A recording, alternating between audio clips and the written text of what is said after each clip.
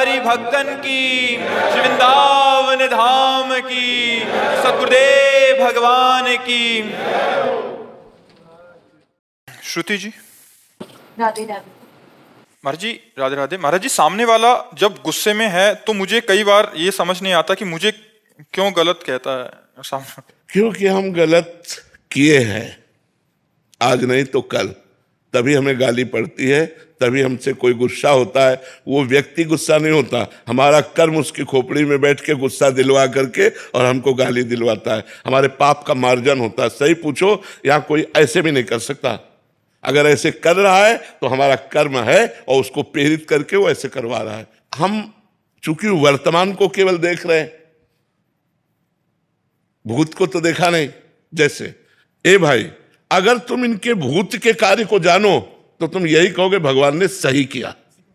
हाँ, भगवान ने सही किया, लेकिन हम भूत के कार्य को तो जानते नहीं।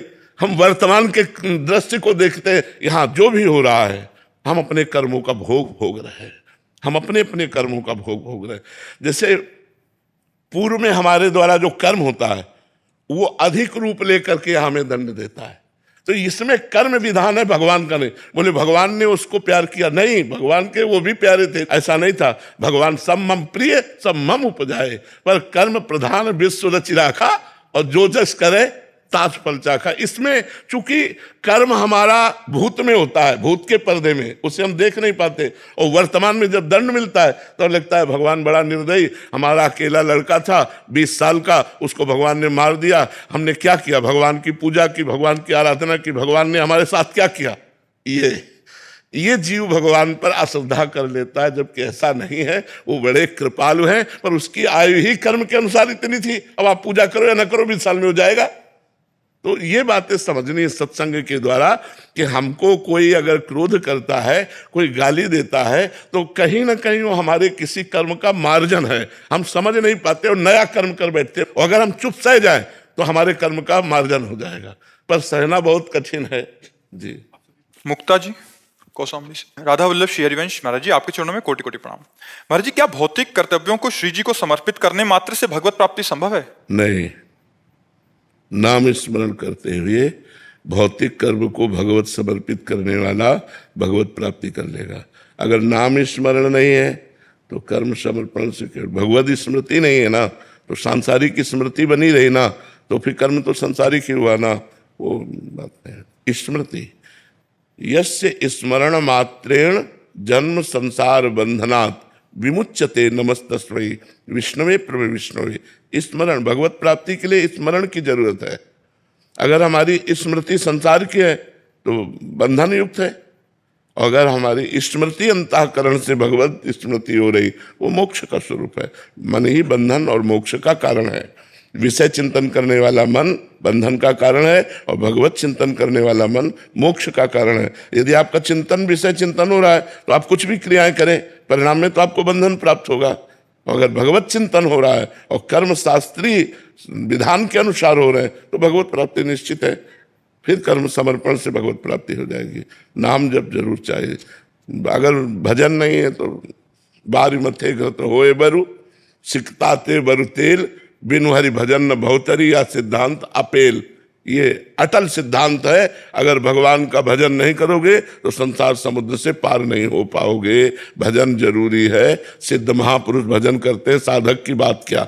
हरिशरणम हरिशरणम सनकादि हर समय जपते रहते हैं। इसलिए भगवान नाम जप सब करो, तभी कल्याण होगा। बिट्टू जी। राधे राधे। महाराज जी, आपके चरणों में कोटि कोटि प्रणाम। महाराज जी, मेरा प्रश्न है कि कुछ वाणियां जी ऐसी हैं जिनका मैं व्याख्या नहीं पढ़ सकता, तो मैं चिदानंद को कैसे प्राप्त करूं जिससे वाणी जी की व्याख्या पढ़ने योग्य हो सकूं? नाम जब चिदानंद तत्व का ज्ञान करा देगा। जो राम राम नहीं बोल पाते थे, मरा मरा बोले ना, वो इतिहास की रचना कर दी संस्कृत से। भगवान की दिव्य लीलाओं को खुली आंख देखते हुए और उन्होंने रच दिया। नाम में इतनी बड़ी सामर्थ्य है। कौन सा चिदानंद तत्व है जो नाम के द्वारा अनभिज्ञता में रह जाए? नाम जप करो, सब प्राप्त हो जाएगा। जो ककाहरा नहीं जानते थे, उनके मुख से वेद उच्चारण होने लगे। नाम में अपार महिमा है। भले वो संस्कृत ना बोल पाए, लेकिन उनकी बात देख लो, किसी न किसी श्लोक में लिखी मिलेगी। उनके अंदर से जो भाव निकलेगा वो शास्त्र में लिखा मिलेगा, जो भगवान नाम जप करते हैं। और चाहे जितने बड़े विद्वान हो, अगर भजन नहीं कर रहे हैं तो भाव तरने का बात नहीं होगी। नामात्मा प्रवचनेन लभ्या न मेधया न बहुना श्रुतेन। बहुत बढ़िया प्रवचन कर ले संस्कृत से और भजन ना हो तो उससे भगवत प्राप्ति थोड़ी हो जाएगी। बहुत प्रवचन सुन ले और भजन ना हो तो भगवत प्राप्ति हो जाएगी क्या? भगवत प्राप्ति उससे ही होती है जो डट के भजन करता है। चाहे प्रणव का जप करो, चाहे राम जप करो, चाहे कृष्ण जप करो, डट के करो, तभी हट के और डट के, भोगों से हट के और डट के भजन करो, अभी सब चिदानंद तत्व का ज्ञान हो जाए। ऐसे चिदानंद तत्व का ज्ञान थोड़ी हो जाएगा। खूब जप करो, भजन करो। शास्त्र बिल्कुल पढ़ना ना आता हो तो संत जनों के श्रीमुख से शास्त्र ही तो निकलते। सरल भाषा में संतों ने शास्त्रों के अर्थ का गान किया है, उसे श्रवण करो और भजन करो, बढ़िया काम बन जाएगा। राधे राधे महाराज जी।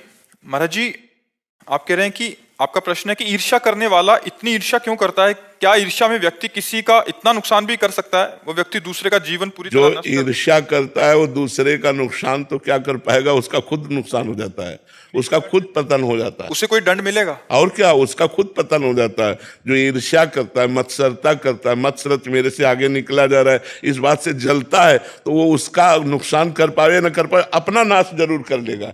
ईर्ष्या करने वाला अपना पतन जरूर कर लेता है, अपना नाश कर लेता है। इस ईर्ष्या की वजह से मैं काफी परेशान हूँ। और आप ही नहीं परेशान हो, पूरा विश्व परेशान है। पूरा विश्व परेशान है। अपने घर में सुख पूर्वक रहने की व्यवस्था लेकिन पड़ोसी के घर में ज्यादा है, तो हम अपने घर में रहते हुए भी जल रहे क्योंकि पड़ोसी के घर में ज्यादा है। हाँ, हमें अपने घर का सुख नहीं भोग रहे, हम पड़ोसी के घर के सुख का दुख भोग रहे। ये ईर्ष्या सबके दिमाग में है। कंचन तजना सहज है, सहज तिया का नेह, और मान बड़ाई ईर्ष्या दुर्लभ तजना है। ईर्ष्या बहुत बड़ी चीज है, इसको समन करना भगवान की कृपा से ही होता है। और ईर्ष्या जो करता है वो दूसरे का अहित करे या ना करे, अपना अहित जरूर कर लेता है, अपना पतन जरूर कर लेता है। हमें चाहिए नाम जप करते हुए दूसरे के द्वारा ईर्ष्या जो हमारे प्रति की जा रही, हम उसको क्षमा करें और उसका मंगल मनाएं।